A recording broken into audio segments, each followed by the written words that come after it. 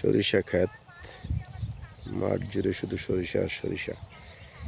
দেখেন সরিষার ফলন কত সুন্দর হয়েছে।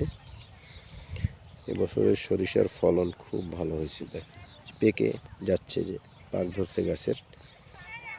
মানুষের যে তুলতেছে সরিষা। এই মাঠ জুড়ে শুধু এখন শুধু কৃষি আর কৃষি। দেখেন ধনিয়া, যে ধনিয়া ফুল রয়েছে, এই যে এই পাশে সরিষা।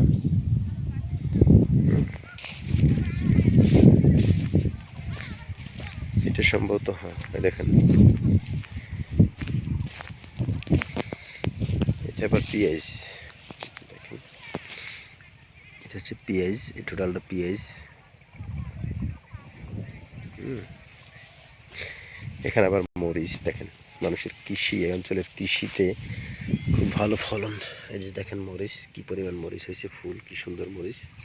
এই যে ধনিয়া লাগাইছিল আগে, এই জায়গায় ধনিয়ার ভিতরে মরিচ। অর্থাৎ এই অঞ্চলের জমিগুলো মানুষ বসায় রাখে না, কন্টিনিউ একটা একটা ফসল উৎপাদন হয়। দেখেন মাঠ জুড়ে শুধু ফসল আর ফসল। যেটুকু জমি, কোনো জমি তাদেরকে বসে থাকে না। কৃষি আবাদ এই অঞ্চলে হচ্ছে, মানুষ কৃষির উপর নির্ভরশীল। হ্যাঁ, যে দেখেন কি পরিমাণ হয়েছে, বাপরে বাপ। দেখেন এটা, দেখেন এই ক্ষেতটা, দেখেন যে কি পরিমাণ হয়েছে এই ক্ষেতটা। যে দেখেন এগুলো কাঁচা সব। যেগুলো কাঁচা সরিষা, সব কাঁচা। সামনে আরেকটা ক্ষেত আছে, এটা পাকছে, এটাও সরিষা।